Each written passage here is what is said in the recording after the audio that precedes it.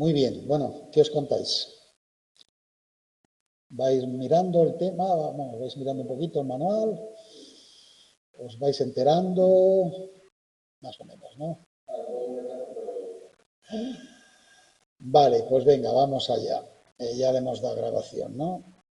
Entonces, ya vamos por el tema tercero, nada menos. Aunque, quería comentaros, sabéis que ya han colgado la PEC, ¿no? ¿Lo sabíais o no? A ver. Estas instrucciones las tenéis ya en el curso virtual. No sé si habéis echado un vistazo, ¿vale? Entonces, leerlas atentamente es muy sencillo, pero para que no tengáis ningún problema, ¿eh? Esto es lo que tenéis que hacer. Cuanto antes empecéis, mejor. Porque primero tenéis que contestar vosotros un cuestionario, bueno, ¿vale? Para ver de qué va. Y luego tenéis que conseguir 8 participantes que van a responder a otro cuestionario. Según vayáis entrando, os irán dando los enlaces para los diferentes cuestionarios, ¿vale? Pues tenéis que recoger los datos, esto es importante, si no, no vale. De hecho, el 12 de enero es la fecha tope, aunque, bueno, es posible que den unos días extras, porque revisarán todos vuestros envíos. Envíos salen ya reflejados en su aplicación, por si os falta algún alumno. Esto es ineludible, algún alumno. 8 sujetos.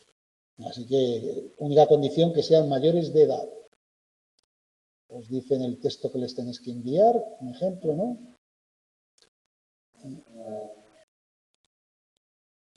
El texto que le tenéis que enviar para que os lo contesten. Este es el primer cuestionario, este es el enlace que hacéis vosotros. Y luego el que... No, este es el que hacéis vosotros y este es el que enviáis. Sabéis que es parecido, pero no es exacto. Y luego tenéis que hacer esto, un informe. En el caso del alumnado, al final de responder el cuestionario, tienes que descargarte un cuestionario, ¿vale? Te lo descargas y no lo elimines, porque luego te sirve para hacer el resto.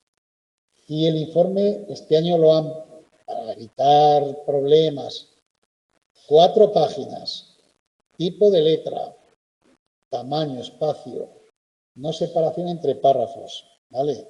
Lo típico.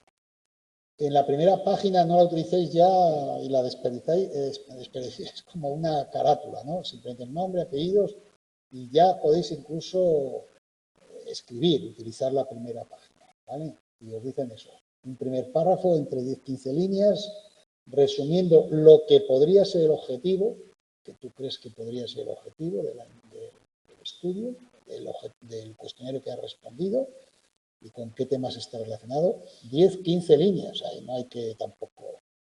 Eso vale un 10% de la nota.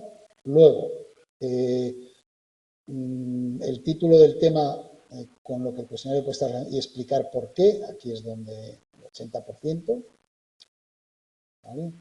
Ahí coges el título del tema y con qué temas puede estar relacionado, que puede ser con 1, con 2, con 3. Hay que poner todo, ni siquiera, y tampoco una simple enumeración que queda muy, ¿no? Sino bueno, ir razonando un poquito. Yo aquí os aconsejo que la mayoría de los temas que os puedan proponer, si uno escarba, pues claro, puede estar relacionado prácticamente con todos los temas, de una forma u otra, ¿no? Pues, pero está más directamente relacionado con algunos temas. Entonces, que seáis un poquito ahí, elijáis y sobre todo razonéis, o sea, expliquéis el porqué. No se trata de... Hay alumnos que está bien el trabajo, pero no es correcto. Se lían, citan los 10 temas y pum, pum, van poniendo como una enumeración, ¿no? Y no se trata de eso, ¿no? Y luego una opinión general sobre el cuestionario. ¿Qué te ha parecido? ¿Vale? Ahí es más libre y ahí, ¿qué se valora? Pues hombre, la forma en que uno redacta y la lógica que sigue. No, pues está muy bien y, en fin, un poquito, ¿no? En plan desarrollar, ¿no? Aquello que os haya parecido, ¿vale? Bueno, pues esto es lo que... ¿Sí? ¿Cómo se abre la PEC? En el curso virtual hay uno de los foros que pone foro PEC. Y en uno pone instrucciones y otro dudas. En instrucciones es donde te viene el documento este que yo me he bajado aquí, que es el vuestro, el que os viene ahí, ¿vale? Que te dice lo que tienes que hacer y los enlaces y demás. Y luego en dudas es directamente con el profesor de la central que va a llevar este tema, que es Ángel Gómez, el que, oye, pues no entiendo no sé qué, o me ha pasado no sé cuántas, o no logro que se abra el enlace, o los sujetos dicen que no saben entrar o que te están teniendo algún problema. Vale, dudas y instrucciones donde vienen. ¿Vale? ¿Lo has podido localizar ahora? Vale. Muy bien, pues nada, era esto el que no se me pasara por recordároslo. Y vamos ya a seguir con nuestro plan. Uy. Como le habíamos dado a... Está muy grande todavía, ¿no?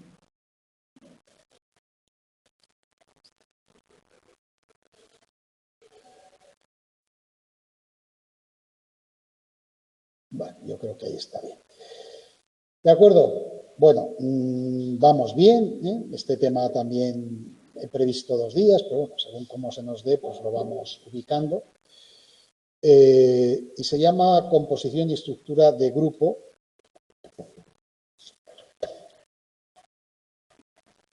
Como veis, bueno, pues empezamos a situar el tema de grupo dentro de psicología, apuramos algunas definiciones. El paso siguiente, pues es, bueno, cómo se forman los grupos, desde esa perspectiva temporal y a partir de qué características. Sabéis que cada teoría condiciona un poco o pone su atención en algunos aspectos u otros, ¿vale? Después hablamos de la cohesión, ya sea forma el grupo, qué aspectos hacen que un grupo permanezca unido o no. Y bueno, pues ahora damos el salto y ya nos metemos a estudiar lo que es un grupo y hablamos de 2 aspectos claves. La composición, que como dice el propio término, hace alusión a cada grupo, pues lo componen ciertas personas con unas características, ese grupo tiene un tamaño, es pequeño, es grande, en fin. Ahí se estudia un poco aspectos que tienen que ver con la composición y cómo eso afecta o qué influencia tiene en el grupo, ¿no? ¿Vale? Un tipo de composición. Y luego la segunda parte, que es un poquito la más amplia, digamos, hay un cierto acuerdo, ¿no? Académico a la hora de, digamos, concretar eso de en qué se concreta lo de la estructura, ¿vale? Y entonces tradicionalmente se han concretado en 4 elementos. Las normas, que es un tema que ya conocéis, en algunas asignaturas os habrán comentado ya, que tiene que ver con eso, ¿no? Pues las regulaciones, digamos, ¿no? De la vida, en este caso en grupo, las regulaciones que, como sabéis, no hace falta que sean formales, escritas, aunque pueden serlos. La máxima expresión de las normas en nuestras sociedades sería el derecho, ¿no? Hay elementos claramente formalizados donde se especifica con detalle y hasta hay previstas penas si no se cumplen. Eso sería la máxima expresión en nuestras sociedades. Pero en los grupos pues hay normas para ser alumno de la UNED, para poderte presentar a los exámenes, ¿no? Y hay normas informales, ¿no? En la medida en que en los grupos pues nos relacionamos unos con otros y esas interacciones tienen algunas normas, ¿no? Algunas son implícitas. Y vamos a ver esto, ¿no? De las normas, qué funciones cumplen, definirlo, ¿vale? Y algunos temas relacionados con las normas que tienen que ver cómo actúan los grupos cuando la gente se desvía. Aquí la palabra, el término concepto desviado significa que te separas, digamos, o no aceptas las normas de un grupo, ¿vale? Porque la palabra desviado tiene más connotaciones. En este caso se refiere a eso, ¿no? No solo en un plano más relacionado con la delincuencia, por ejemplo, que podría ser, ¿no? Y particularmente se centra en el efecto oveja negra, que es un caso típico, ¿no?, de desviación de las normas, para ver un poco cómo eso afecta, ¿no?, al propio funcionamiento del grupo. Todos me imagino que recordáis el efecto oveja negra, ¿no?, lo que significaba, más o menos, ¿no? ¿Sí? Bueno, luego llegamos y nos lo explicamos. Otro de los elementos que hay que recurrir cuando hablamos de estructura son los roles. Los roles son las funciones, ¿vale?, que los distintos elementos, en este caso un grupo, juegan, ¿no?, ciertas personas para que ese grupo, bueno, pues más o menos salga adelante, logre sus objetivos o incluso, bueno, pues a la hora de esa distribución que se dice, ¿no?, que hay en los grupos y en las sociedades. Entonces, bueno, pues ahí también vamos a ver algunas cosas interesantes sobre los roles, ¿no? Si habéis practicado alguna vez dinámica de grupos en alguna ocasión, en algún curso, pues veréis que a veces se hacen ejercicios, ¿no?, de este tipo, ¿no?, de rol, para que la gente, si yo le digo a una persona que haga un determinado rol, que no es el que habitualmente él hace, realmente qué estoy buscando como terapeuta. Imagínate que me viene una familia y hago terapia de familia. Digo, pues esta es la ocasión. Vamos a cambiar de roles. Y al hijo le digo que haga de padre y al padre que haga de hijo, ¿no? Eso se hace, ¿no?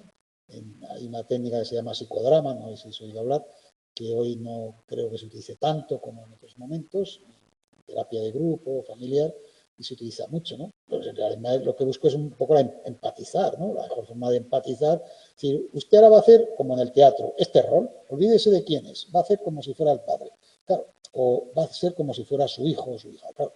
En ese momento está muy bien, ¿no?, para poner de relieve justamente el punto de vista del otro, ¿no? Vale, bueno. Y luego el otro aspecto, bueno, la estructura también tiene que ver con la cohesión, pero la cohesión ya la hemos visto, ¿no? Pero otro elemento es el estatus, ¿no? El estatus tiene que ver con que en todos los grupos los individuos ocupan ciertas posiciones y esas posiciones tienen un estatus dentro de una sociedad, de un grupo. Y ese estatus no es algo, qué bonito queda, ¿no? Estatus, ¿no?, sino que conlleva una serie de incluso deferencias o incluso privilegios, ¿no?, ¿vale?, en razón del estatus. Pero privilegios no solo de tipo económico, que también puede serlo, ¿no?, sino de otro tipo, ¿no? Por ejemplo, en culturas más tradicionales, quizás no tan nuestras, las actuales, ¿no?, pues por ejemplo la gente mayor pues tiene un estatus superior, ¿no?, a la hora de tener en cuenta sus opiniones o sus valoraciones, ¿no? Pensar en muchas películas de carácter antropológico, ¿no? Pues cómo conformaban digamos, los mayores dentro de una tribu, ¿no?, eran quien realmente al final se acudía, ¿no?, para ver qué se hacía. O bueno, en nuestra tradición, el Senado viene justamente eso, ¿no?, de senior, entonces hasta en instituciones políticas ya de tiempos de la cultura romana, es decir, la cultura clásica, pues ya se le daba esos privilegios. Es decir, el estatus tiene que ver con la posición que uno ocupa, digamos, que viene acompañada, ¿no?, de una serie de deferencias, privilegios, etcétera, ¿vale?, y consideración. Bueno, pues esto es un poco lo que aquí se va a ver, que no es nada complicado, es fácilmente comprensible, pero sí entendemos que algunas partes son más teóricas y, bueno, pues hay que hincarles un poquito el diente, como se suele decir, ¿no? Entonces, la pregunta que nos hacemos básicamente es esa, en la primera parte. ¿Cómo afecta la composición? El que haya gente, el que tengas 5, 7, 20 o 200, el que sean muy inteligentes, poco, mezclado, que sean hombres o mujeres, el que procedan. ¿Cómo afecta los elementos de composición a la vida del grupo, los procesos que ocurren y los resultados? Los resultados se pueden medir de diversas formas, ¿no?, aunque generalmente aquí utilizamos en exceso el tema desempeño, refiriéndonos a unos resultados concretos, ¿no?, de logro de unas tareas, pero puede haber más. Y la estructura tiene que ver con eso, ¿no?, los sistemas de estatus, las normas, que se puede hacer o que no, el sistema de roles, las funciones que nos repartimos y la cohesión, que es lo que vincula a ese grupo. Pensar que la palabra estructura la podemos aplicar desde un elemento biológico a incluso hasta una estructura física relacionada, por ejemplo, con las rocas, ¿no? Es decir, las estructuras, en definitiva, es lo que da sentido, ¿no?, a los elementos, ¿no?, que conocemos. Incluso hablamos de estructura cósmica, ¿no? Entonces hay equilibrios y desequilibrios entre distintos elementos, ¿no? Que no viene a cuento ahora, ¿no? Bueno, pues es algo así, trasladado a los grupos. Bien, entonces, ¿cómo se ha trabajado en psicología de los grupos la composición? ¿En qué han puesto interés los teóricos, ¿no?, de la psicología social respecto a este tema, que no es uno de los más estudiados, o en su momento tuvo una cierta relevancia, ¿no? Pues ahí podemos poner el foco en las características de la persona, ya hemos dicho, esta persona lo componen cristianos y musulmanes, solo uno de ellos, lo componen franceses, europeos o americanos, o lo componen gente alta, baja, o inteligente o menos inteligente, en fin, las características de los que lo componen. Otra forma de ver la composición del grupo es cómo medimos esas características, ¿no? ¿Cómo digo yo que un grupo es innovador o no innovador? ¿O es conservador o es progresista? O es, bueno, pues tengo que arbitrar algunos índices, algunos sistemas, ¿no?, que me den, por ejemplo, los promedios, ¿no?, a la hora de valorar ciertas actitudes, creencias, etc. Y que me dará lugar a que sean más homogéneos o más heterogéneos. ¿Los grupos de la UNED ahora son homogéneos o heterogéneos, los grupos de alumnos, en vuestra experiencia? Heterogéneos. Sí. Aunque, por ejemplo, los que estáis hoy aquí, pues sois más, por ejemplo, depende en qué característica, ¿no? En la edad, en los primeros tiempos de la UNED, la edad era más homogénea y eran casi todos mayores de 50 para arriba, o 40 y pico para arriba, ¿no? Cosa que eso ya, pues esa tontería, vamos, esa característica pues es relevante.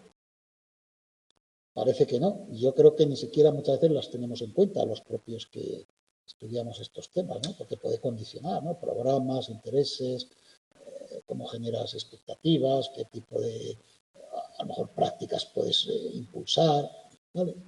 Y por otro lado serían las tres perspectivas. Tres perspectivas quiere decir que distintos estudios se han centrado y la composición la han visto como variable independiente, como variable dependiente o como variable mediadora, para que os resulte más sencillo de asimilar. Como variable independiente sería como causa, ¿no? Una determinada composición, variable independiente, frente a otra, dos valores de la variable independiente tienen unos resultados, ¿vale? Influyen directamente en un mayor desempeño, lo que sea, mejor toma de decisiones, lo que sea, ¿vale? Ahí es variable independiente. Como variable dependiente es la consecuencia de otras variables, ¿no? En este caso, pues, ¿qué hace que determinado grupo tenga tal o cual composición? Pues el que sean afines en no sé qué, el que se conozcan, el que participen en un espacio físico común o tengan intereses, ¿vale? Ahí es dependiente. Y en mediadora es cuando ella media los efectos entre una variable independiente y otra dependiente, ¿vale? Pues ese esquema, que lo tenéis muy claro, pues quiere decir que en los estudios de la composición del grupo, cada autor ha puesto el énfasis y ha estudiado la composición bien como antecedente, variable independiente, bien como consecuencia, variable dependiente, o como una variable mediadora. Estamos ya, estáis acostumbrados a esos estudios donde en psicología decimos A influye en B, sí, pero hay una variable mediadora, pues se llama así, de esos efectos, ¿no? Haciéndolos más intensos o menos intensos, o lo que sea, ¿no?, lo que estemos planteando. Bueno, efectos. La primera pregunta, la composición se asocia con el número, ¿no? Entonces, ¿hay una forma de un tamaño ideal? Pues no. Hay gente que sí, que luego de forma particular dice, pues mira, los grupos de trabajo mejor que sean de 5, otros de 7, ¿no? Porque 7 ya son muchos. No. Podríamos estar dándole vueltas y no llegaríamos a ningún lado, y hay estudios en un sentido o en otro. Entonces, un poco el consenso actual es, vamos a ver cuál sería el tamaño ideal en el sentido de elegir el grupo que estamos tratando y ver las ventajas o las desventajas que puede tener el tamaño mayor o el tamaño menor en función de los casos. ¿Han entendido la idea? vamos a, pues eso, según qué casos, según qué situaciones, maximizar las ventajas, las fortalezas y minimizar las ventajas.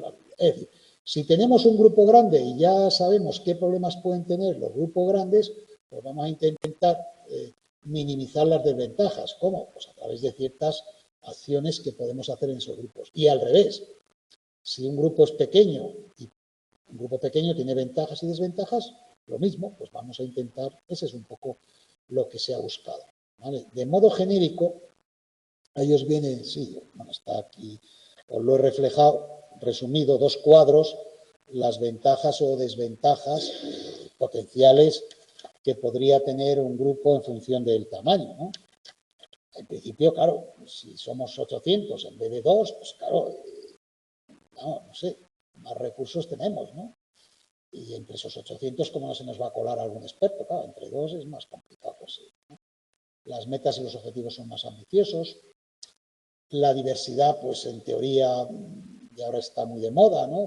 Muy de moda, es una tendencia ahora mismo, ¿no? Lo de la diversidad, valorarlo más socialmente que quizás en otras épocas, y es así. Si todos son muy creativos, ¿creéis que un grupo va a llegar a algún sitio?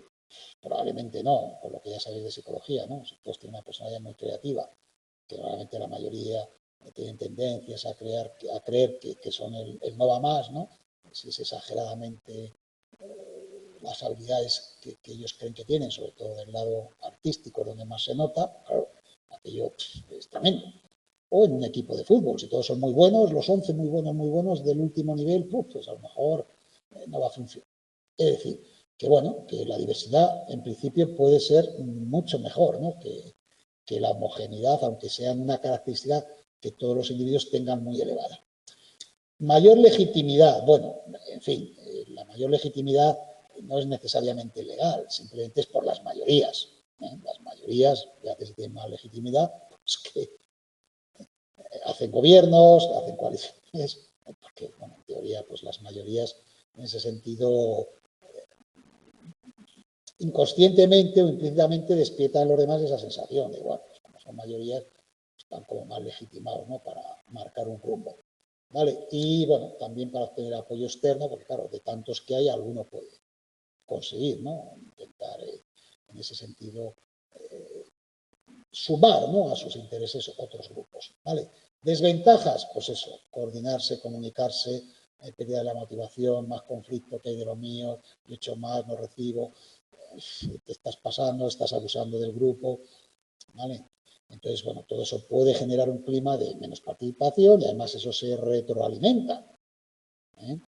Reducción del esfuerzo, o lo que se llamaba holgazanería social, ¿os acordáis algo de psicología? ¿No?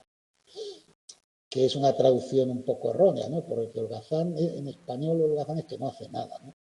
Y sin embargo, en los términos en que se utiliza en psicología social es que no haces tanto como podrías hacer, ¿no? Sino que dejas un poco de hacer y te aprovechas del grupo, pero sigues haciendo. Bueno, fuera de esta... todos habéis formado parte de grupos, ¿no? O formáis actualmente, algunos de trabajo y tal. Bueno, pues eso lo habréis notado, ¿no? Que cuanto más grande es, hay más gente que se escaquea, ¿no? Que es el término que yo no sé si se sigue diciendo, ¿no? Además de cara dura y tal, pero escaquearse, ¿no? Se decía, ¿no? Comúnmente. Bueno, pues todo eso son desventajas potenciales. Yo aquí os pongo un caso del estudio que viene aquí, donde se plantea una situación de dos grupos, ¿no? De estudiantes, como veis que os reclaman ahí, donde se les planteaba situaciones donde había mucha gente y otras donde eran escasos, ¿no? Pues para ver qué los responsables de esos grupos, los líderes, qué tipo de respuestas daban, ¿no? ¿Vale? Y entonces, bueno, en ese caso se ve claramente que, por ejemplo, elegir cualquier tipo de situaciones. Una de ellas es, como viene aquí, las prácticas de reclutamiento. Es decir, ¿qué hacen la gente que son pocos y necesitan más? ¿Qué tipo de prácticas de reclutamiento hacen? Que pase, vamos, no te fijas en nada, venga, que hace falta gente, ¿no? Mientras que si sobra gente, pues es muy restrictivo, con lo cual se puede quedar gente buena afuera, etcétera, etcétera. Lo que hablamos de la sobreexclusión que decíamos el otro día. Bueno, al final,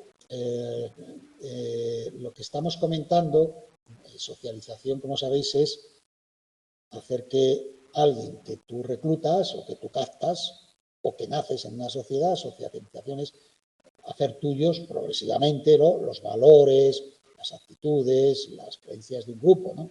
Pues bueno, pues una práctica de socialización, la primera es reclutar, ¿sí? A quién meto, a quién no meto en mi grupo, a quién selecciono o no selecciono. Pues ahí los criterios, ¿no?, se hacen más laxos, más flexibles, menos rígidos, si uno determina que en su grupo falta gente, ¿no? No quiere decir que sea real que falte, sino que subjetivamente piense que lo tenga. Bueno, esa es una situación típica donde se pueden maximizar o minimizar las desventajas en función de la socialización de nuevos miembros, teniendo en cuenta el tamaño, ¿no?, el tamaño que tiene o que creemos que necesita nuestro grupo. ¿Vale? Bien, vale. La diversidad, hemos visto el tamaño. Ahora ya la diversidad ya la hemos anticipado, casi, ¿no? Hemos comentado algo, ¿no? Entonces, bueno, el que la gente seamos diferentes, ¿no?, tanto objetiva como subjetivamente, eso afecta positiva o negativamente al desempeño, la cohesión, la satisfacción del grupo. Ya sabéis la respuesta, ¿no? Depende. O sea, dígame un caso concreto, me diga qué es lo que están haciendo, qué van a hacer, y entonces me pronuncio, ¿vale? Pues entonces, bueno, lo que ocurre aquí es eso, ¿no?, que depende, ¿no? Primer tema, imaginaros que tenéis que hacer una consultoría sobre este tema, ¿vale?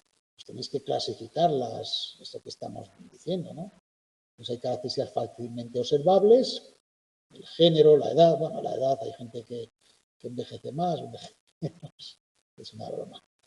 Hay cosas que sí que son claramente observables, ¿no? Si yo estoy intentando lograr un equipo de baloncesto, pues claro, esas características, luego me puede llevar la sorpresa, y un bajito ser un genio, ¿no? Pero bueno, normalmente buscaré gente claramente. Vale. Menos observables, claro, ya los rasgos de personalidad. Bueno, si habéis estudiado psicología, pues es probable que le echéis un vistazo así a la gente, ¿no? Y ya digáis, como os dirán algunas veces ahora, ¿no?, vuestro grupo de amigos, desde, estudia psicología, qué peligro y tal. Ya me estás haciendo el test, ¿no? Ya me estás psicoanalizando, ya eso es más fuerte, ¿no? Ya le aclaráis, ¿no? Oye, que el psicoanálisis es solo una de las corrientes o teorías en psicología. Vale, hay características relacionadas con lo que hay que hacer, por jugar al baloncesto, no es lo mismo que preparar una PEC, ¿no?, en grupo, ¿vale? Y hay grado de experiencia, en fin, todo este tipo. Y hay algunas que están relacionadas específicamente más con lo que es la tarea en sí, ¿vale?, y otros más con la relación.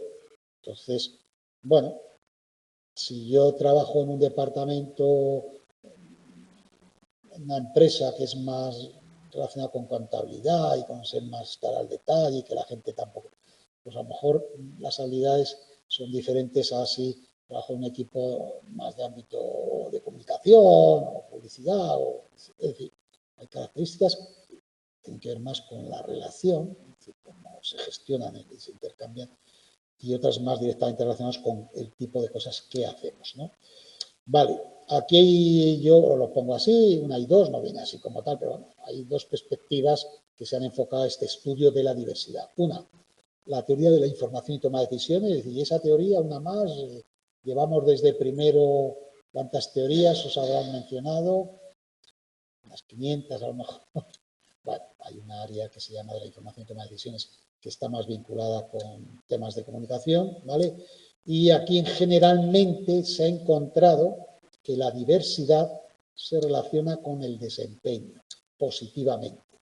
Ya haces la lectura, positivamente quiere decir que, según esta teoría, cuanto más diversa sea la gente, mejor o más alto es el desempeño, ¿no? Es correlación positiva. Por tanto, se le llama así hipótesis, fijaros, de la diversidad cognitiva. Es decir, si yo reúno 5 personas o 6 que entre ellos, en su formación y experiencia, son muy diversos, o sea, tienen uno más, otro menos, uno sabe mucho de ciencias, otro sabe mucho de letras, otro muy creativo, otros más...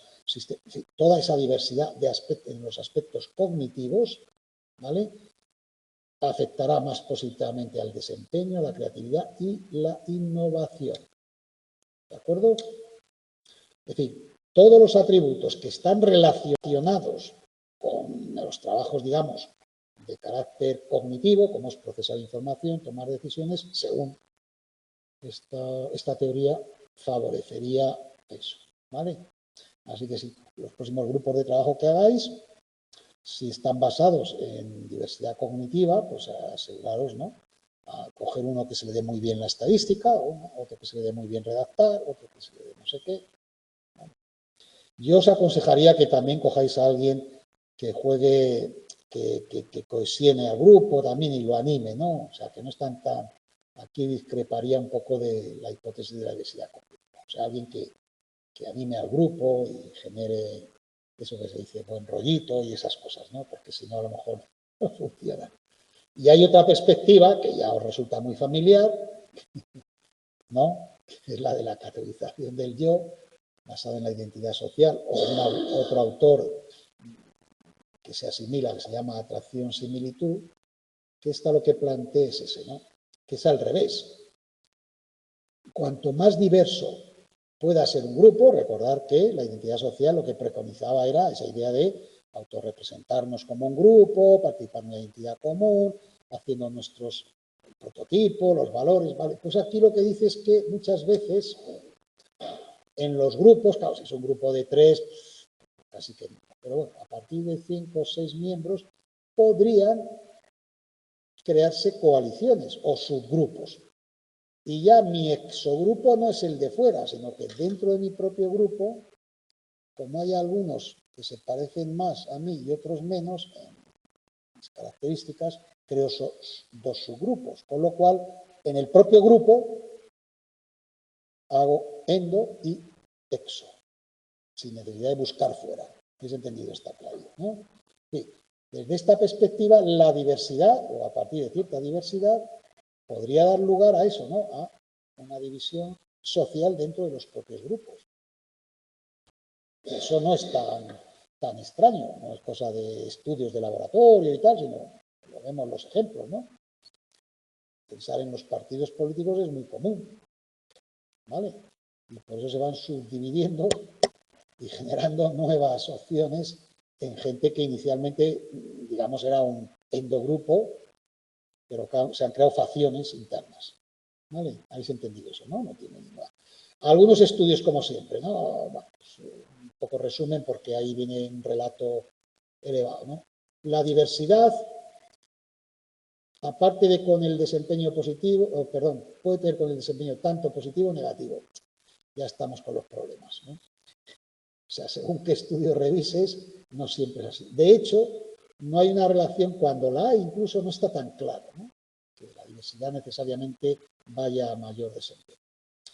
Por lo de siempre. Hay variables mediadoras que pueden condicionar estos resultados. Entonces, según algunos estudios, no en todos estos estudios los efectos derivados del género, etnia, edad y experiencia, la diversidad en esos atributos, digamos, ha variado mucho entre unos estudios u otros. Es decir, que al comparar estudios no tenían o partían de los mismos atributos, ¿no?, diferenciadores, ¿no? Entonces, en uno simplemente se limitaban a si daban en un test de inteligencia más alto o menos, pero se olvidaban, por ejemplo, del género, con lo cual contaminaba, podía afectar a los resultados, etc. Hoy se presta atención a variables moderadoras. Igual que hemos dicho que el tamaño hay que verlo y maximizar o disminuir en función de qué grupo estemos, pues algo parecido, ¿no? Entonces, tipo de tarea, esto no se os olvide nunca. Tipo de tarea, eso es importantísimo. Que no es lo mismo salir a pescar en un barco, ¿vale?, que jugar un partido de fútbol, o que un grupo de alumnos de la UNED se reúna para hacer una PEC. Y ese grupo de alumnos que lo haga desde primero, que ya se conocen, o que lo hagamos así artificial en un momento determinado. Es decir, tipo de tarea, cultura en el sentido ahora que hablamos de diversidad, pues no son lo mismo las culturas de corte colectivista que las de corte individualista, y eso puede influir mucho porque los valores son diferentes, ¿no? Y clima organizacional, eso se refiere también en el conjunto de una organización de trabajo, un hospital, bueno, el clima, digamos, general. El clima puede ser borrascoso, puede ser templado, quiero decir, en función de lo que la gente un poco detecta, ¿no? que hay en las organizaciones donde trabaja, ¿no? Sea un hospital o una empresa, ¿vale? Y a partir de aquí hay varias investigaciones, ¿no? Que vamos a mencionar. Yo la he puesto así, os la he señalado en negro para que un poco os sirva de referencia, ¿no? Una de ellas es de Watson y Kumar, ¿no? Y habla de la diversidad étnica. Entonces, bueno, en este caso es un trabajo muy interesante porque es longitudinal. Entonces, imaginaros que nosotros a principio de curso cogemos dos grupos, ¿no? Y en uno ponemos gente con diversidad étnica, ¿vale? Y otro sin diversidad, homogéneos, ¿no? De una etnia concreta. Y, bueno, pues, es interesante porque lo vieron a lo largo de todo un curso y con efectos sobre los participantes. Quiere decir que en el trabajo que hacían no es un experimento de laboratorio, donde, bueno, más o menos, ¿qué nos habrá hoy preparado el investigador, ¿no? Para tomarnos el pelo, ¿no? Sino que en este caso la tarea que hacían luego se calificaba para su nota. Yo no sé si esto hoy en día lo tendrían, lo permitirían, ¿eh? Claro, estás condicionando desde el principio. Vale, y se vio estos resultados, ¿no? Inicialmente eran mejores, estos lo podrían preguntar, los grupos homogéneos, ¿vale? En la primera fase. E incluso en la ejecución global, en el propio proceso, que es el proceso, pues, conflictos que hubiera, toma de decisiones y cómo iban haciendo los trabajos, que tenían que hacer trabajos, vamos, era un máster o pero luego los heterogéneos, según iba pasando el tiempo, iban igualando los resultados e incluso superaban a los homogéneos, no en todo, pero en algunos aspectos. Por ejemplo, en las alternativas generadas a la hora de tener un trabajo que les pedían, ¿no? Que realizaran, ¿no?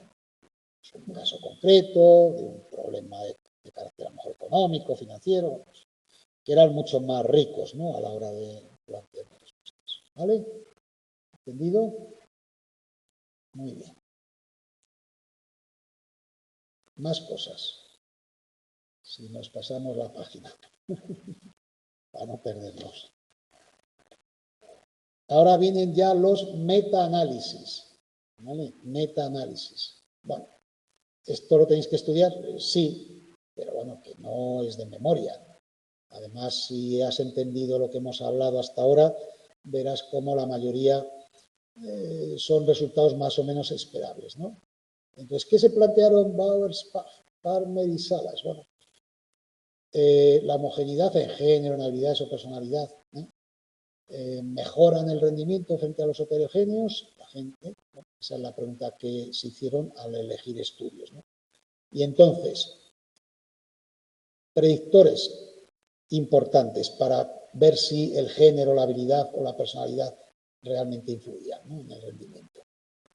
A mayor homogeneidad frente a la heterogeneidad. Tipo de tarea, ¿vale? Entonces, podría ser de carácter cognitivo, de carácter productivo, concreto, de hacer una tal, o el desempeño medido en relación a cómo ejecutaron algo, y la dificultad, alta, media o baja. Entonces, como sabéis ya estadística, pues imaginaros que combinamos todos esos elementos, ¿no? Un grupo con alta, baja, alta, dentro de ese grupo otro además con tarea de un tipo de otro, sí, nos salen, no sé si 3x3x3, o 2x3, 3x2x3 grupos, ¿no? O sea, que son los que tendríamos que en nuestra investigación arreglar, ¿vale? ¿Qué se encontró? Ni los equipos homogéneos ni heterogéneos incrementan el rendimiento en general. O sea, que todos los estudios que he revisado, no, el efecto ese no se vio. Y sí vieron que en tareas de baja dificultad, mejor los homogéneos, y en complejas, mejor los heterogéneos. Tiene su lógica, ¿no? Si la tarea es muy aburrida, muy simple, muy poco elaborada, pues sí, cuanta más homogéneos antes se ponen de acuerdo y la realizan.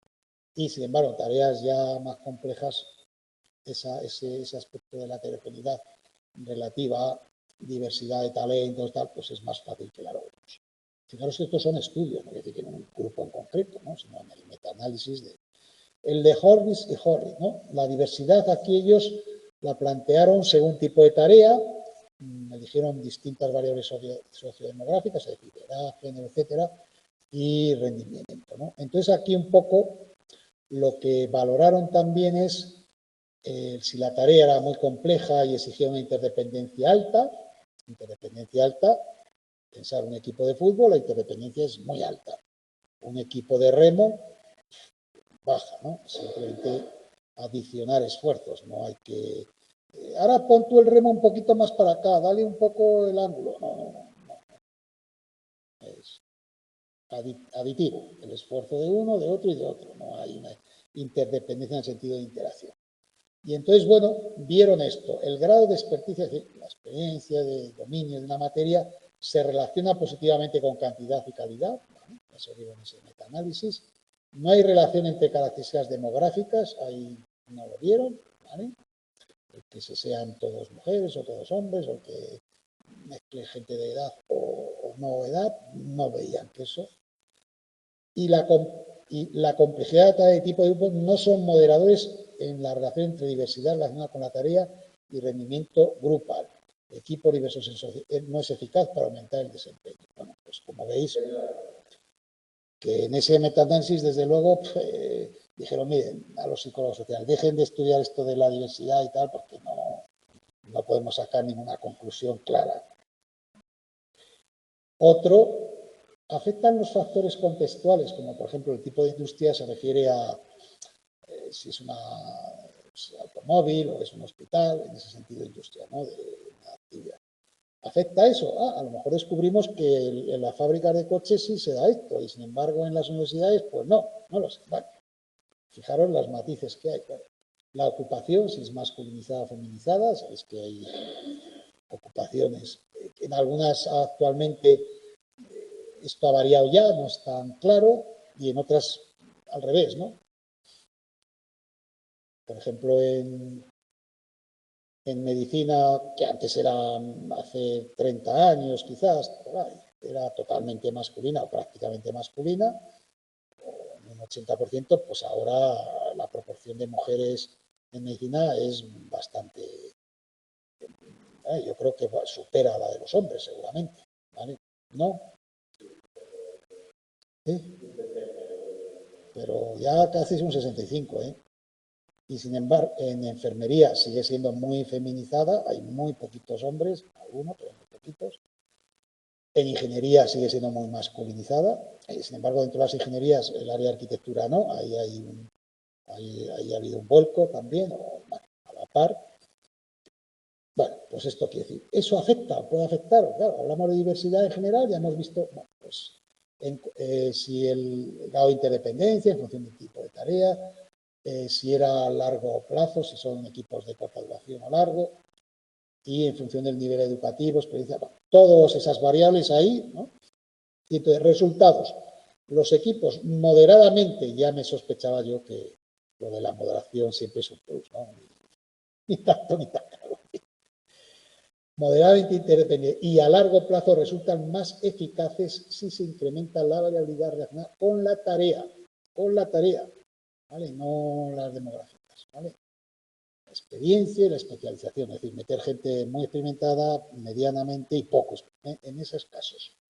O diferentes grados de especialización, variamos eso, ponemos a un ingeniero experto y uno novel y uno medio, pues en equipos que son moderadamente interdependientes, sí, tienen cierta autonomía, pero tienen una cierta independencia, y a largo plazo ahí sí. Y los equipos con bajo nivel de interdependencia y temporales, o sea, para un proyecto concreto de 5 o 6 meses, mejorarán si aumentan la diversidad orientada a la relación, es decir, la que tiene que ver con temas como edad, sexo y lengua.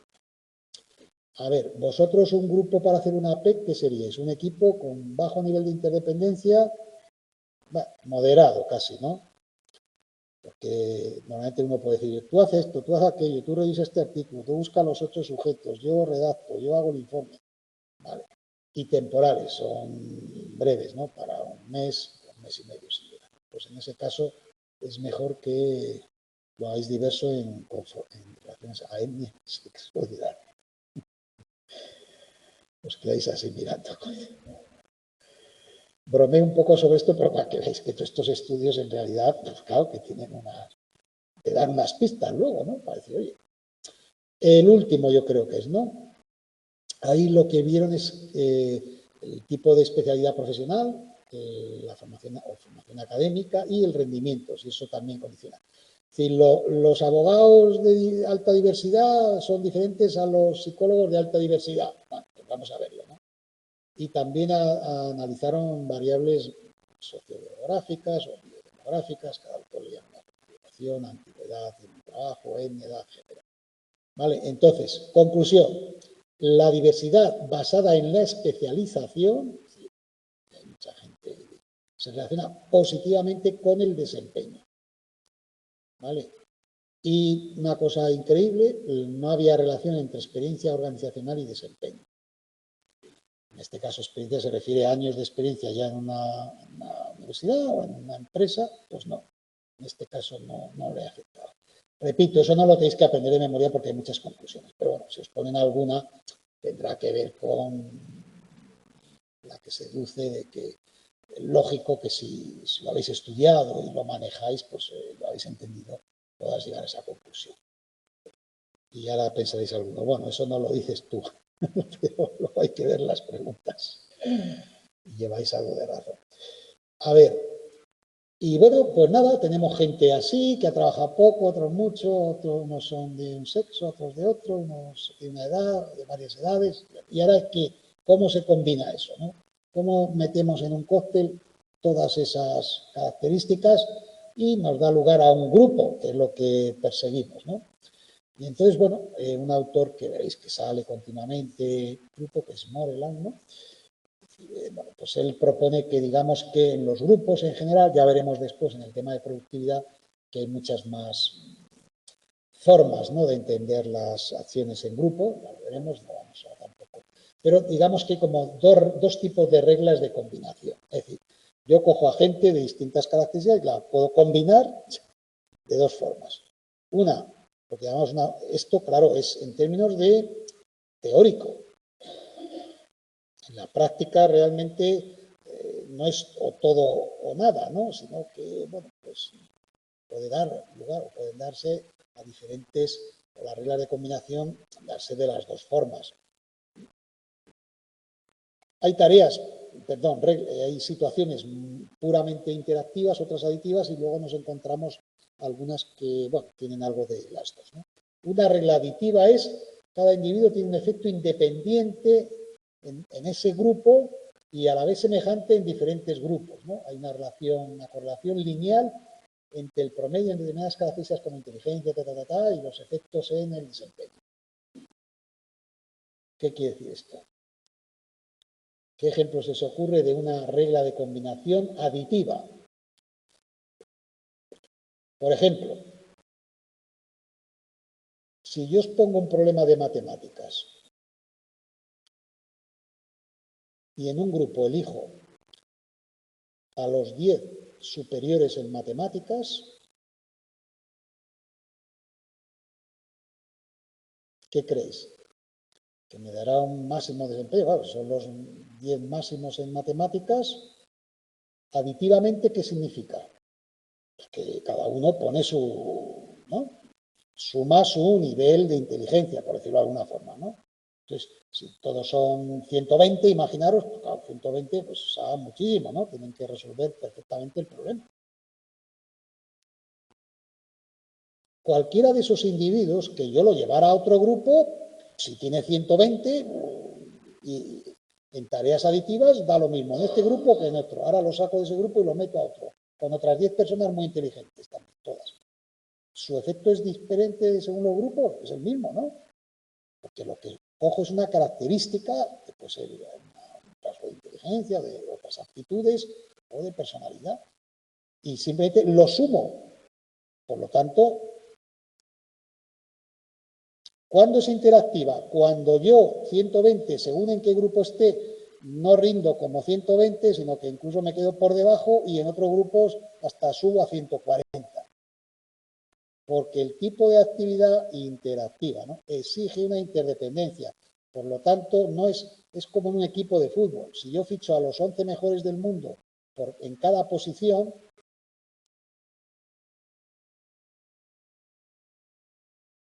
puede que logre el mejor equipo, pero ¿necesariamente es así? No, porque jugar en el fútbol es muy interactivo, no vale sumar. De hecho, lo vemos. Hay gente muy buena que depende en qué equipo juegue, no digo siempre, ¿no?, pero muchos que depende en qué equipo juegue no saca el 100% de él. Y gente que no es tan buena y según en qué equipo juegue, se sale. Aditiva, sumar. Interactiva.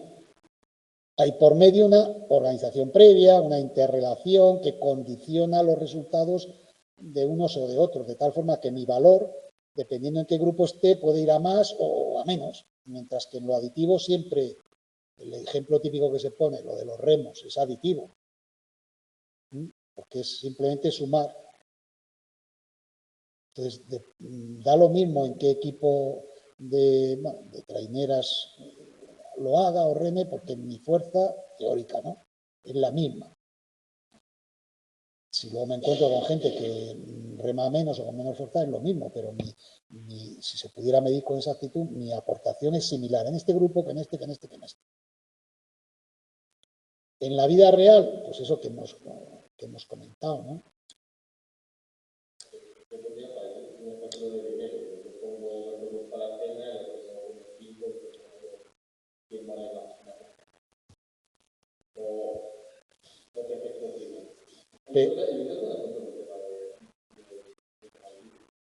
Pero aditivo aquí ten en cuenta que es el papel, la relevancia de cada individuo, en función de las características que yo quiera utilizar de ese individuo, en relación a los resultados finales. Entonces, en algunos casos, lo que quiere decir aditivo es que mi valor, y con independencia del grupo que sea, es siempre el mismo. Mientras que en un interactivo, mi valor, X, el que sea, puede valer más o menos, depende con quién esté interactuando, porque la tarea de ese grupo es interactiva.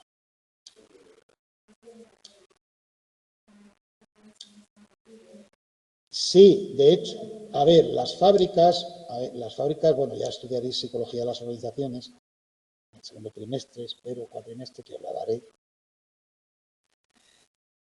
En las antiguas fábricas, cuando se automatizaron, y muchas que existen todavía, se convirtieron precisamente en procesos de producción aditivos, ¿no? Simplemente cada uno hacía pum pum y iba sumando, ¿no? Entonces daba lo mismo el que aprieta las ruedas en esta fábrica que en esta, que en otra. Es la misma tarea, es puramente aditiva, ¿vale? Sin embargo, justamente por eso y porque provocaba problemas de motivación y de interés, claro, es una alineación tremenda, ¿no?, en ese tipo de trabajo, ¿no? Y entonces se generaron los sistemas de círculos de calidad, grupos de trabajo en equipo, que ya hasta en las fábricas que nos parecen desde fuera muy automatizadas rompieron, ¿no?, esa línea que se generó en las primeras fábricas de Ford, ¿no?, que gracias a eso también hizo coches baratos, ¿no?, en ese momento. Y ahora incluso las fábricas de automóviles han cambiado. Ya no son gente que hace una cosa, se reparte con otra, interactúa. Y depende con qué equipo en conjunto de la planta esté, pues puede rendir más o menos, ¿vale? Pero en definitiva es eso. No hay que forzar los ejemplos. Aditiva, tú, con independencia de donde juegues, si eres muy bueno, siempre se va a notar tu rendimiento sobre el resultado final del grupo, tu aportación. En las interactivas puede ser muy bueno y nada, o al revés, todavía explotar más, ¿vale? Esa es un poco la regla para diferenciar ese tema. Vale, y por último viene aquí algunos desarrollos teóricos en plural, pero en realidad lo que han hecho es, puesto que hay varias teorías por ahí que al final no aportan tanto a la hora de que un alumno tenga una idea general de cómo puede funcionar esto. Y hay un marco teórico que han desarrollado Moreland, ¿ves? Este autor que os he dicho, que se llama Modelo General de los efectos de la composición del grupo. ¿Vale? Modelo general. Y es un modelo, más que una teoría que he dicho yo, es un modelo. Modelo quiere decir que es una forma de representar teórica, abstracta, de cómo pueden estar operando las características individuales, que es lo que nos interesaba al principio, ¿no? Para ver cómo finalmente llegan a un tipo de grupo. Oiga, yo he metido en el cóctel todo esto y a ver qué grupo me sale, ¿no? Entonces, es una forma representativa, ¿no? Luego habrá estudios parciales que indiquen valores relacionados con las relaciones que tienen las distintas variables. Eso es más complicado. Ahora, igual algún día, con todo el tema de la complejidad teórica actual y de cálculo, con los algoritmos y todo este tipo de historias, donde se genera un modelo donde podemos combinar, aunque sean abstracto, simulado, los distintos variables de las 18 o 20 variables se pueden combinar entre ellas con distintos valores, todos esos que hemos dicho, ¿no? No sé qué tipo de tarea, profesión masculinizada, tipo de industria, imaginaros, ¿no? Y unos resultados claros, ¿no? Para eso hay que meter datos, ¿no? De investigaciones parciales. Entonces, ellos dicen que la forma de contemplar cómo opera o cómo operan las distintas características de los individuos es a través de este modelo, que sería una especie de secuencia, ¿no? Proceso secuencial a través de 4 fases. ¿Vale? Entonces, claro, ¿qué dice? La gente en los grupos, ¿vale? Las características que trae son más salientes o menos salientes, en principio, ¿no? La edad, si hay muchos en el grupo o no, si esas características son relevantes para lo que yo quiero buscar, si va más allá incluso de dar significado a la experiencia de grupo, ¿vale? O sea, edad, altura. Pensar que, imaginaos que estoy pensando en un grupo de baloncesto, ¿no? Claro. Pues, y tengo ahí 5 personas, digo, bueno, si son todos bajitos, la mayoría mayores. Estos, no sé, igual dicen que han jugado al baloncesto, no sé si a través de... Bueno, hay características que son salientes, ¿no? En los grupos, que tienen que ver con, bueno, pues eso, en principio, si se qué distribución del grupo, si hay muchos, pocos, en fin. Bien, ahora, esas características que se tienen son visibles, es decir, se ponen en juego, pues ahora hay que ver eso, ¿no? ¿Qué tipo de tarea va a hacer el grupo? ¿Cuál es el estatus de esas personas? Por ejemplo, si hay gente mayor, gente menos mayor, gente joven, si tienen antigüedad o decir experiencia en algo, si en el grupo participan o no.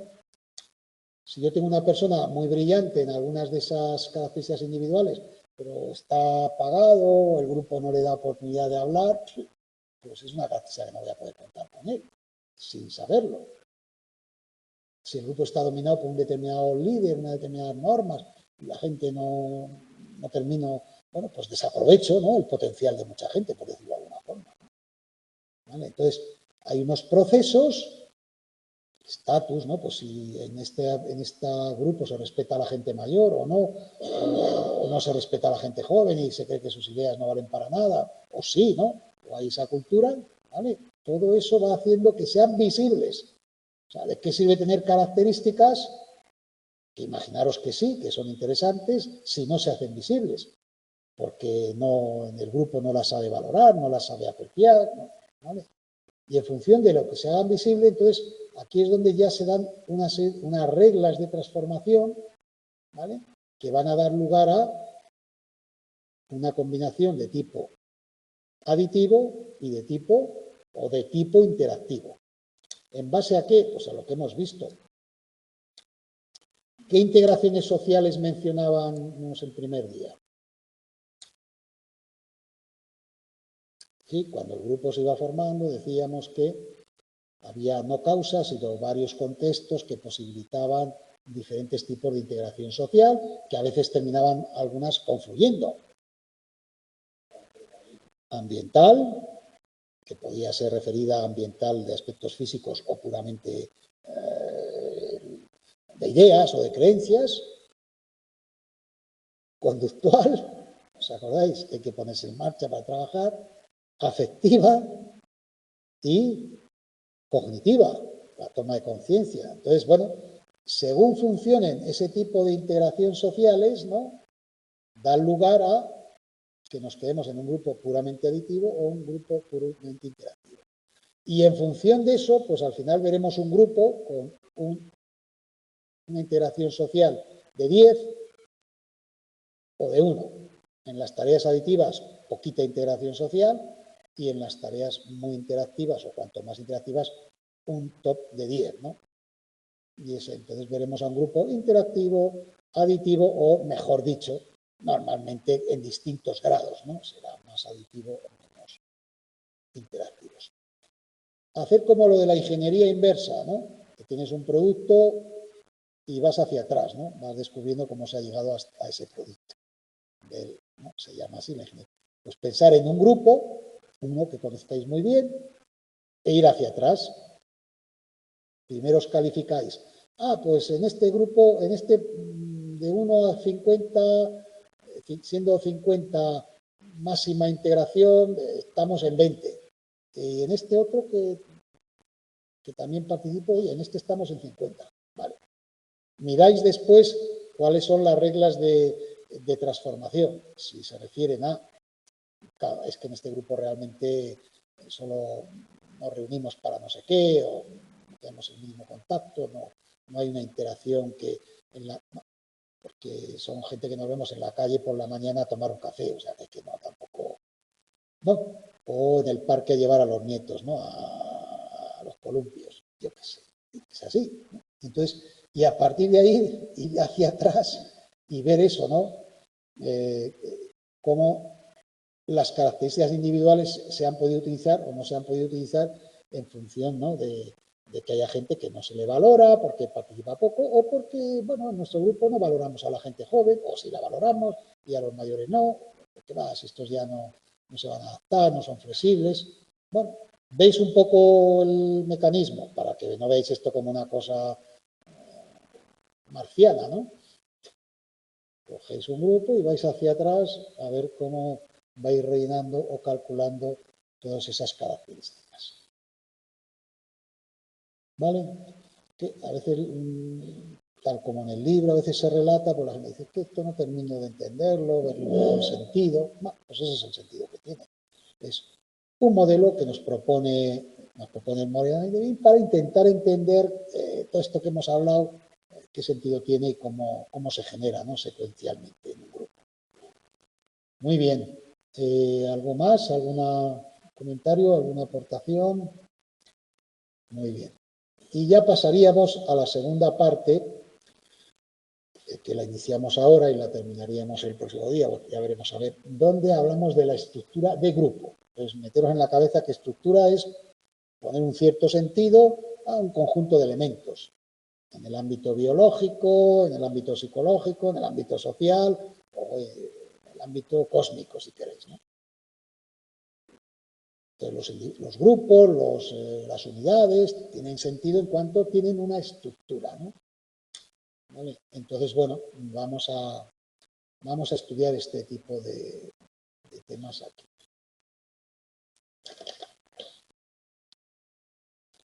Lo primero que se plantea, una reflexión es como siempre, ¿y dónde surge la estructura? ¿Cómo surge la estructura?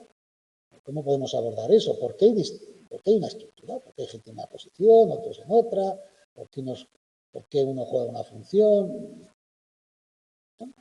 ¿Por qué a los padres les corresponde esta función y a las madres esta otra? En un momento determinado, en una sociedad ya resulta que no, que está más repartida esa función. ¿Esto a qué se debe, no? ¿Por qué tienen más estatus ciertas personas que otras? Y depende de la cultura y el momento histórico, ¿vale? Es decir, la estructura, ¿no?, inicialmente hay que tener una diferenciación, porque si no, dentro de un grupo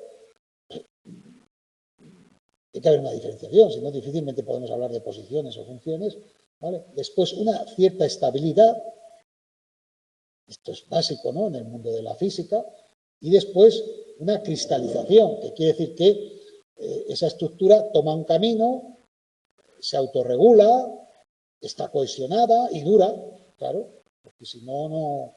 Y luego vendrá algún momento de crisis donde pueda romperse o no, pero una estructura existe, por eso precisamente, ¿no? Porque previamente se ha creado, después se estabiliza y se cristaliza, ¿no?, en una forma de ser y actuar.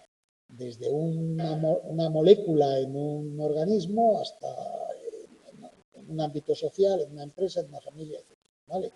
Entonces, bueno, ¿qué enfoques ha habido a nivel teórico a la hora de abordar esa diferenciación intragrupal? Esta siempre es la parte, digamos, más teórica, ¿no? Que, bueno, pues a veces le vemos más sentido, otras veces menos. Un enfoque es el que ha puesto digamos, el foco sobre el resultado de la interacción. ¿Qué quiere decir esto? Pues mire usted ponga a gente a interactuar y verá cómo, y es verdad, ¿no?, progresivamente, bueno, pues se van creando un grupo, otro, yo me cargo de esto, usted de esto, tal, no sé qué. La gente va adquiriendo cierto estatus y prestigio y le respetan más, otros no valoran tanto sus funciones o sus aportaciones. Bueno, esto es así. Como consecuencia de que la gente interactuamos en los grupos, pues termina generando una estructura. Es así, además.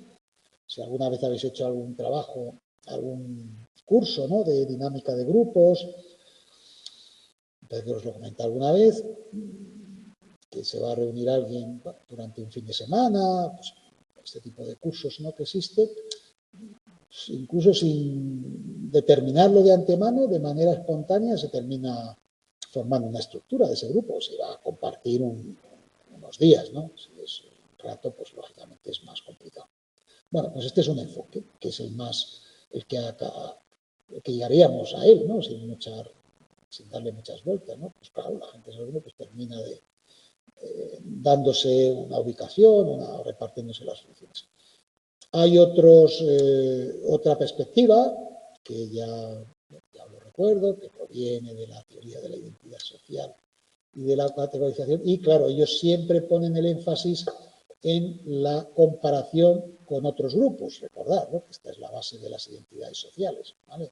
Entonces, bueno, lo que viene a decir que las estructuras intragrupales, es decir, la diferenciación intragrupal, emerge no porque los grupos interactúen entre sí, o también, sino sobre todo cuando se comparan con otros, ¿vale? La comparación con otros grupos es el germen de que se genere una estructura de un tipo o de otro grupo, o de otro tipo. Porque al autocategorizarnos como grupo, recordáis siempre, ¿no?, nos homogenizamos, nos despersonalizamos y somos intercambiables. Este discurso ya lo tenéis claro y es constante en todos los temas. Y aquí, pues lo podrían preguntar, dos posibilidades, ¿no?, de compararnos mi grupo con otros grupos externos. Cuando el contexto comparativo es común quiere decir que todos los individuos se comparan con el mismo referente, por eso es contexto común, ¿vale? Y ahí donde más homogeneidad hay. ¿Qué quiere decir?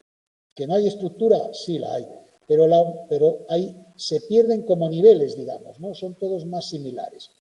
El caso, por ejemplo, de minorías activas, sectas, en esos casos, como la comparación es con los de fuera, los de fuera, quien sea, todos los individuos participan de un contexto comparativo común. ¿Y eso qué hace?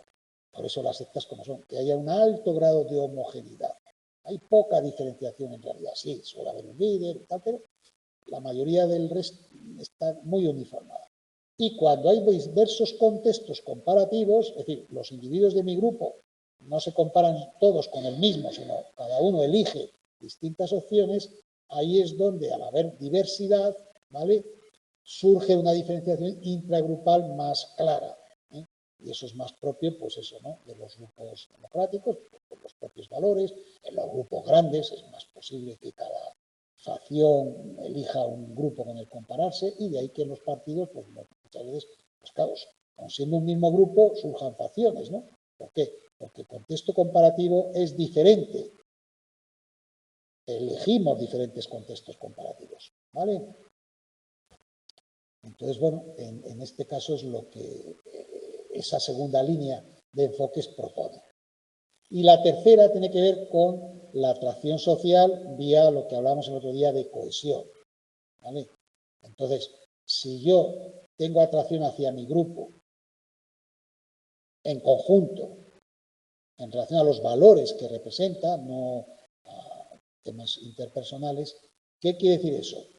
Que aquellos individuos que yo vea más prototípicos, es decir, que se asimilan al ideal que yo tengo del grupo, les voy a dar mejor posición o mejor estatus, ¿vale? En la medida en que yo vea que ciertos individuos son prototípicos, o sea, representan bien lo ideal de mi grupo, pues oye, ole, ¿no? Eso es lo que va a marcar el camino de diferenciación intragrupal. ¿Por qué? Porque va a haber individuos más, menos o moderadamente prototípicos. Y en función de eso, yo estableceré mi escala, ¿no? De a quién sitúo a quién en qué valor, según se acerquen a la prototipicidad, ¿vale?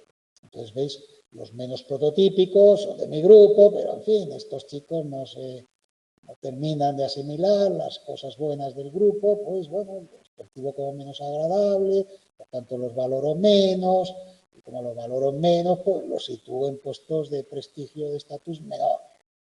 Es así, ¿vale? Pues 3 enfoques, no los vamos a desarrollar más que con esos límites.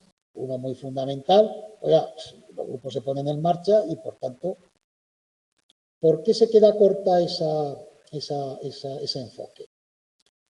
Que son las preguntas que a veces os deberían poner en los exámenes. ¿Por qué se queda corto el enfoque de decir que la diferenciación intragrupal se basa exclusivamente en el resultado de la interacción? Con lo que ya sabéis de psicología de grupos. Recordar que la interacción como tal viene muy bien para explicar lo que pasa en los grupos pequeños, que ahí está claro, que puedo ver quién interactúa más, quién interactúa menos, y por tanto, oye, no, esta persona es muy competente, le voy a dar puesto porque me va a resolver. Pero en los grandes, y hay diferenciación intragrupal, fijaros en las sociedades, pues entonces, claro, tenemos que ir a más explicaciones que la mera de resultado de la interacción, que es positiva, que es adecuada, pero más restrictiva, como pasaba con la cohesión y con otros procesos grupales. Por eso la teoría de la identidad social tiene tanta relevancia a nivel teórico hoy en día, porque su primer planteamiento era ese, dar respuesta teórica a no un proceso de grupo, otro y 50 teorías, sino intentar un modelo integrador. Que lo consiga o no, ese es otro tema, pero ese es, digamos, su reto. De ahí que siempre os digo con retintín un poco, ¿veis? Ahora llega ya de nuevo la perspectiva de la autopatría. ¿Habéis entendido esto? Bien, ¿no? ¿Qué significa estabilidad? Pues eso, ¿no? Si cambian las cosas de un día para otro, pues lógicamente aquello no hay forma de crear una estructura. Si el jefe cambia la semana o al mes, o los grupos políticos cuando se resisten, ¿no?, a hacer cambios en las cúpulas, pues un poco obedece a eso, además de aspectos personales, que también los hay, a veces tienen que ver con eso, ¿no? Porque como los grupos no pueden estar reviviendo en cada momento situaciones críticas de cambio, porque es que se terminan, como pasa además, anulando, ¿no? Y el otro elemento que nos apuntaban era el de la cristalización de patrones de interacción, que esto está en la base, digamos, de las normas.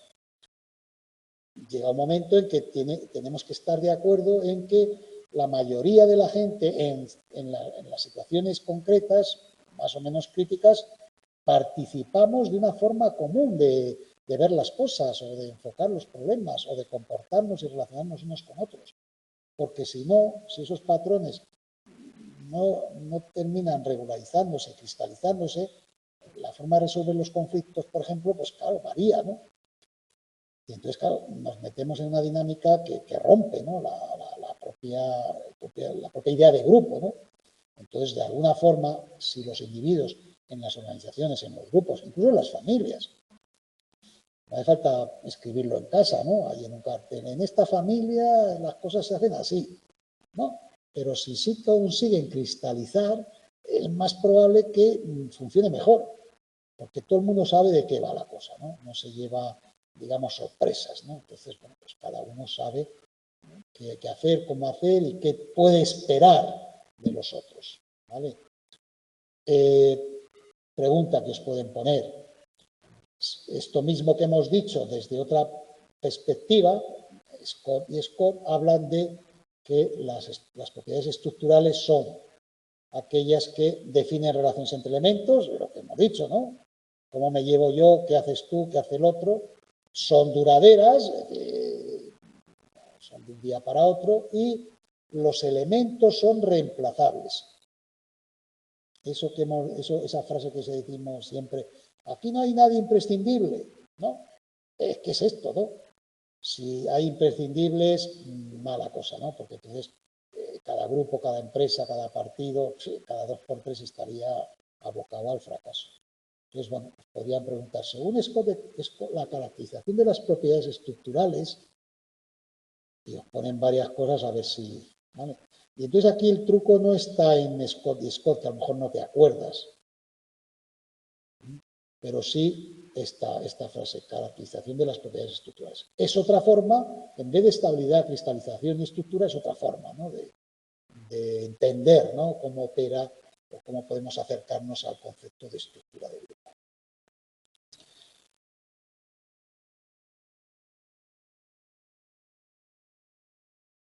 Bien, y ya con esto lo dejamos. ¿Cuáles son los elementos de esa estructura? Que es lo que vamos a ver el próximo día. Las normas. Oye, ¿cómo funcionamos aquí? ¿Eh? Los roles, qué papel desempeña cada uno, qué puedo esperar yo de un alumno o yo de un profesor, ¿vale? Expectativas y el estatus, que va asociado al prestigio. El prestigio no es solo un término que queda muy bien, ¿no? Sino en ese sentido a veces de autoridad. Incluso sí que tienes a veces ciertos privilegios, ¿no? Asociados a un estatus, por consenso, o sea, normalmente reconocidos. Esos son los buenos, claro. Y la cohesión es el otro elemento que conforma la estructura, pero la cohesión ya lo vimos con creces, ¿vale? Bueno, pues entonces el próximo día desarrollamos algo más, ¿no? ¿Qué son las normas? ¿Cómo se definen? ¿Qué ocurre cuando uno se desvía de las normas? Los roles, cómo surgen, cómo se estructuran los roles, en qué sentido tienen, las diferentes clasificaciones que se han hecho de roles, ¿no? Porque los roles se pueden clasificar de muchas formas, como es lógico, ¿no? Los roles no solo son los roles oficiales, ¿no? Los roles pueden ser también el simpático, el juerguista, el listo, el acaparador, en fin, en los grupos, o sea, aparte de decir el líder, el no sé qué, el novato, sí, esos son roles, pero luego hay eso, el simpático, el chistoso, el gracioso, el que nunca está de acuerdo y el cabezón, o el que queramos poner, ¿no? El que quiere siempre llevar la razón. Es otra forma de hablar de roles. Yo ya sé que ya de alguien, ya sé lo que puedo esperar, ¿no? Entonces lo tengo claro. Vale, entonces, y luego veremos por último, lo del estatus, ¿no? Que cómo se genera la jerarquía, ¿no? Lo han reducido conforme a otros programas, pero bueno, ¿cómo creéis que se gana uno el estatus dentro de los grupos? Depende, ¿no? Pero una razón, en muchos casos es lo que la gente cree que tú puedes realmente aportar, ¿no? Otra cosa es que esa creencia esté sustentada objetivamente o no, porque aquí operamos mucho con la subjetividad. En realidad, la gente asigna, sobre todo en los grupos voluntarios, las situaciones de estatus suelen generar porque pueden ser expectativas erróneas, pero porque tú crees que alguien puede aportar algo más al grupo que otros, ¿no? Entonces, claro, interesa genera una estructura. Pero hay otras razones que aquí ahora ya no se recogen, en otros autores sí, en otros manuales, que tenía que ver incluso con aspectos de orden evolutivo, biológico, ¿no? Que era un poco la fuerza, ¿no? Incluso estudiaba el lenguaje característico de algunas personas que condiciona implícitamente o subliminalmente a verle como más fuerte, aunque no lo sea. En fin, este tipo de explicaciones también podría ser. Muy bien, pues nada, nos vemos el próximo día.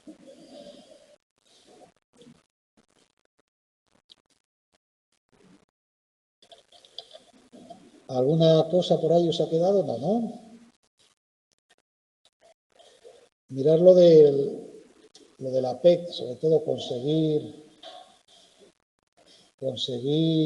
8 personas.